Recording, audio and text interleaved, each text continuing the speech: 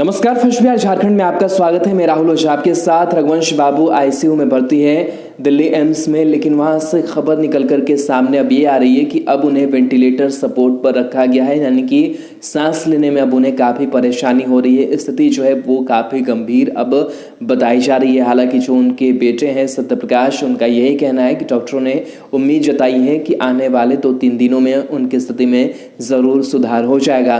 बहरहाल ventilator support पर हैं और सभी लोग जो हैं वो दुआएं कर रहे हैं कि जल्द से जल्द रघुवंश बाबू ठीक हो जाएं।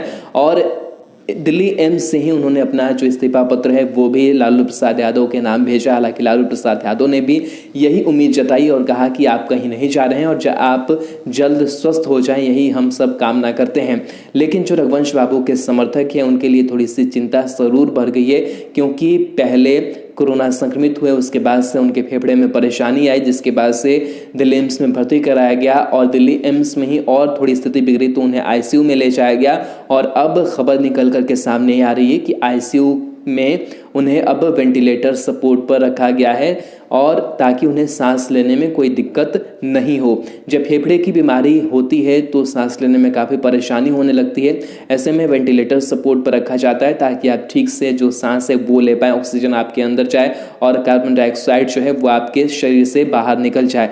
तो लगातार जो डॉक्टरों की तरफ से ख्याल है वो रखा जा रहा है। हालांकि इस बीच रघुवंश बाबू ने लालू प्रसाद यादव को जवाब नहीं दिया है। जो इस्तीफा उन्होंने दिया, लालू प्रसाद यादव ने भी जो फिर से पत्र उनको भेजा, लेकिन इस बीच नीतीश कुमार को रघुवंश बाबू ने 3 पत्र जो है वो लिखे। अपने इलाके के जो परेशानियां थी वो गिनाई, मनरेगा मजदूरों की बात उन्होंने की और भी कई जो चर्चाएं हैं वो उन्होंने की। ललन सिंह को लेकर भी कई बातें जो हैं वो जिक्र किया, चिट्ठी जो है वो उन्होंने लिखी है। लेकिन कहीं ना कहीं जो ये साल है वो चुनावी साल है। ऐसे में रघुवंश बाबू किस तरफ जाते हैं, क्या कुछ होता है, इस पर जो नजरें हैं वो रघुवंश बाबू के समर्थकों पर ज़रूर टिकी हुई है। इस बीच चर्चाएं ये भी काफ़ी जोर पकड़ने लगी कि जेडीयू में शामिल होंगे। हालांकि वो कुछ भी कहने से फिलहाल परहेज कर रहे हैं, लेकिन नीतीश कुमार से करीबी ज़रूर बढ़ती हुई नजर आ रही है। एक चीज़ और चर्चा हो रही थी कि रघुवंश बाबू के जो बेटे हैं वो एमएलसी बनाए जा सकते हैं, लेकिन रघुवंश बाबू भी ये समझते हैं कि अगर वो जेडीयू में जाते हैं, नीतीश कुमार के साथ होते हैं और वो अगर उनके बेटे एमएलसी बनाए चाहते हैं तो कहीं ना कहीं ये संदेश जाएगा कि अपने बेटे को एमएलसी बनाने के लिए आरजेडी उन्होंने छोड़ दिया और वो जेडीयू में चले गए, नीतीश के साथ हो गए।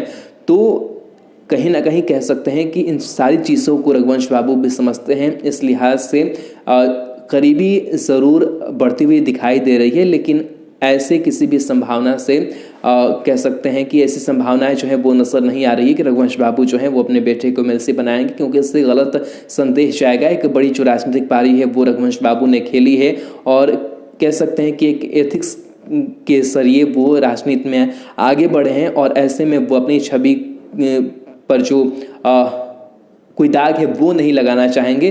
तो इस लिहाज से भी कई जो चीज़ें हैं वो निकल करके सामने आने बाकी है। बहरहाल फिलहाल अभी इंतज़ार यही है, उम्मीद यही है कि रघुवंश बाबू जल्द से जल्द ठीक हो जाएं, ताकि जो उनके समर्थक हैं, जो उनके चाहने वाले हैं, एक बार फिर से स्वस्थ उन्हें अपने पास देख सकें। और आने वाला समय चुनाव का है तो चुनाव में भी वो हिस्सा ले और आगे जो राजनीतिक पारी है वो भी काफ़ी लंबे समय तक खेलें। तो ये तमाम जो उम्मीदें हैं, आशाएं हैं, लोगों की जो कामनाएं हैं वो रघुवंश बाबू के लिए है कि रघुवंश बाबू जल्द से जल्द ठीक होकर के सक्रिय राजनीति का हिस्सा बने।